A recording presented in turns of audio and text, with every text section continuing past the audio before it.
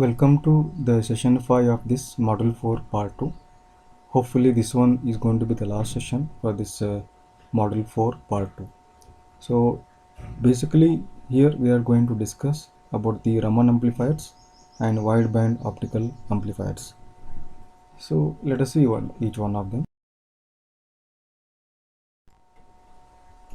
Raman amplifier actually based on a nonlinear scattering effect that you have studied in the first module.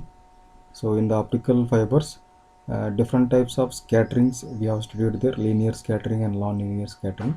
So this operation of Raman amplifier, optical amplifier, is based on the non-linear scattering effect. So let us see what is happening here.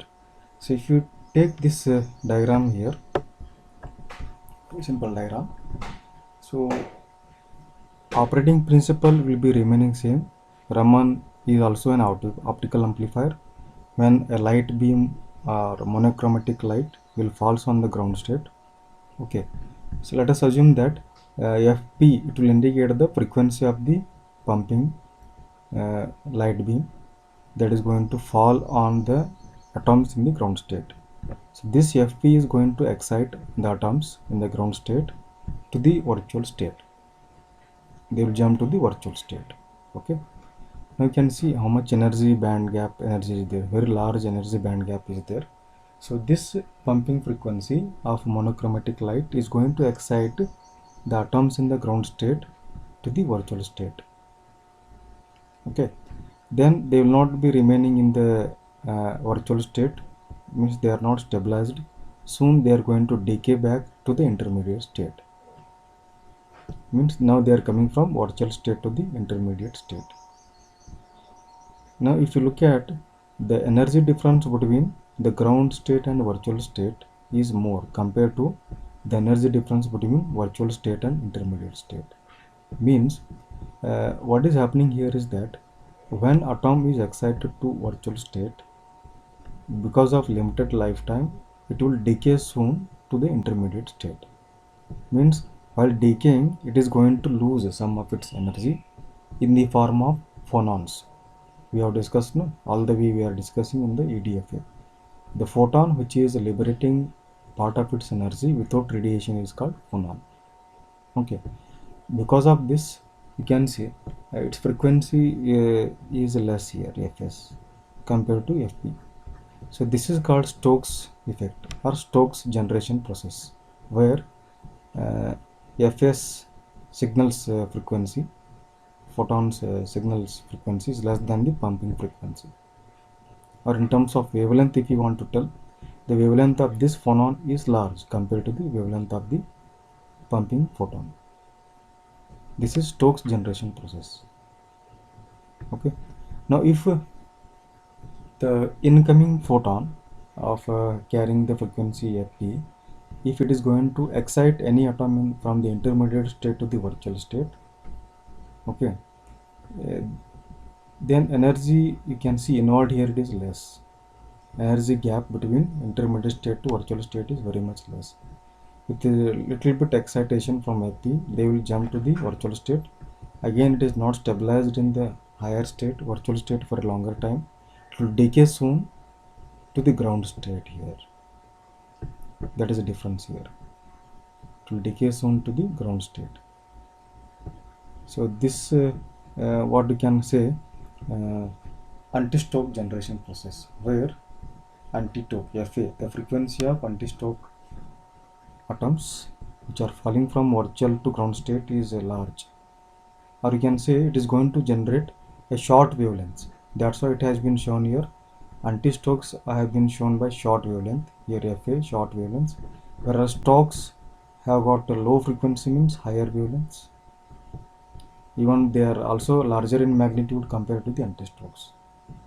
Given one pumping photon result into two types of effects: Stokes, large wavelength Stokes, large magnitude Stokes; smaller wavelength anti-Stokes, smaller magnitude anti-Stokes. So this is the principle first we want to understand here. So this is the main concept that is happening in the Raman optical amplifier. Okay, So this is called the Stokes effect. Here what you are getting, Stokes, the phonons what you are getting because of the Stokes effect are called uh, generated because of the Stokes effect. So the Raman optical amplifier is actually based on the non-linear effect, that is stimulated Raman scattering. There are two things are there, two basic variations of Raman optical amplifier operation is there. One is spontaneous Raman scattering, another one is stimulated Raman scattering. If you have seen the previous slide, the things are coming down to the ground state or intermediate state. They will not be stabilized in the virtual state for a longer time. Listen here carefully. So when they are not stabilized in the virtual state for a longer time, then they have got two options, to come down to intermediate or to the ground state. That depends on the whether they are undergoing spontaneous or stimulated emission. These two things we have studied at the end of the operation of ADFA. Okay, spontaneous emission and stimulated emission. Guys, the main difference between the stimulated and spontaneous emission. Listen here. In spontaneous emission, even though in both the cases you can see whether it is a stimulated or spontaneous emission, the things are coming from higher state to the ground state or maybe intermediate state. Okay. So while doing so in spontaneous emission, these things which are coming from the virtual state to the intermediate or ground state, there is a possibility of recombination with the forward propagating optical signal. That is going to result into the amplifier noise. That is more in case of spontaneous emission compared to stimulated emission. Therefore, because of this reason, in order to have the Stokes large wavelength photons or atoms, because of Stokes effect, normally Raman optical amplifier practically most of the time they will be depending on the stimulated emission, stimulated non-linear scattering thing. Okay, so let us consider the gain spectrum what we are getting because of this stimulated Raman scattering. For example, if you take this one is the graph which is showing the relative amplitude of the Stokes what we are getting with respect to the wavelength. Suppose in the previous slide we have shown one pump wavelength we have shown, and on other side we have shown Stokes and anti-Stokes wavelengths. So here the pump is a Raman pump which is operating at 1445 nanometer, having this much of amplitude, relative amplitude. Okay, the stimulated non-linear scattering, stimulated emission. Now you can see we are able to generate signals, means phonons, at 1535 nanometers. There is a Stokes shift of around 90 nanometers from 1445 to 1535 nanometers. This Stoke what you are getting because of the stimulated emission, it is called SRS, generated interference signal at 1535 nanometer. This is the data signal actually carrying the data at 1535 nanometer, and this is how we can get the largest gain for our Raman amplifier. Okay, so this is stimulated Raman scattering amplifier, SRS. Sorry, SRS is scattering, that is. So like that, basically we got two variations of this Raman in order to achieve that wide Raman gain amplifier. No, that is normally we are getting in terms of terahertz. Okay, around 1 terahertz to 30 terahertz we are getting. Because of that, such a kind of large bandwidth we are getting, Raman amplifier has all possibilities of using it for the wideband or broadband optical amplifiers. Because of its the nature that it is providing, the amplifier gain is very large. Because of that you have seen on the last slide, the gain peak is occurring around 1535 nanometer for our data signal. The Stokes what you are getting, there is a total shift from 90 nanometers from 14 around to this 1535 nanometer. It is going to provide a very large bandwidth. So that's why it has all possibilities of using Raman optical amplifier for the broadband optical amplifiers. In that case, we got the two variations here. One is LR LRA, that is a lumped Raman amplifier. Another one is DRA, that is a distributed Raman amplifier. Two configurations are there. In LRA, lumped Raman amplifier, there will be a pool of 80 meter of small core fiber. Okay, 80 meter of small core fiber is there. And what are there? Other things, proper pump lasers will be there, pumping lasers are there.